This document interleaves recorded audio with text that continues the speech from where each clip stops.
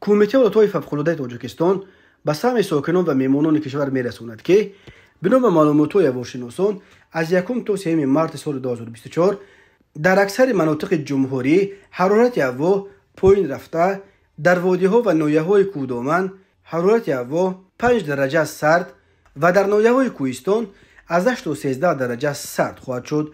روزهای 1 مارس در برخی مناطق تاجیکستان برف شدید پیش بینی کرده می شود. در برخی ناحیه‌های کوهدامن و در عقبه‌ها روزهای 1 مارس تمان می فراید.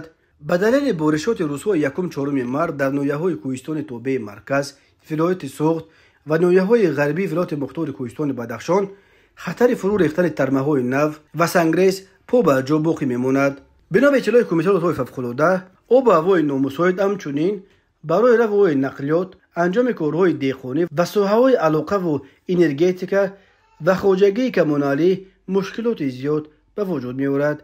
کمیته ولایت‌های فوق‌العاده همچنین هشدار می‌دهد که آب و هوای نامساعد می‌تواند باعث کنده شدن خطای برق و بمب‌های خانه‌ها، افتیدن درختان و بانرهای ترغیباتی شود. به این دلیل از ساکنان خواسته شده است که هنگام در کوچه قرار داشتنشان از خط برق، درختان و بانرهای ترغیباتی حد الامکان دورتر بایستند. کمیته همچنین از رانندگان خواسته است که پیش از سفر درباره وضع خط سیر خود معلومات کامل به دست آورده، واسطه نقلیات خود را با وسایل لازم برای سفر در شرایط پربرف و یخبندان تامین کرده قاعده‌های راه را بی‌کم و کاست رعایت کنند و هنگام گذشتن از منطقه‌های ترمخیز تکنیک بی‌خطری همچنین سرعت و فاصله بین ماشین‌ها را قطعاً رعایت کند. کمیته از همه خواسته است که در صورت دچار شدن به حالت‌های فوق‌العاده با این رقم‌ها تماس بگیرند: 112 یا 93 828 19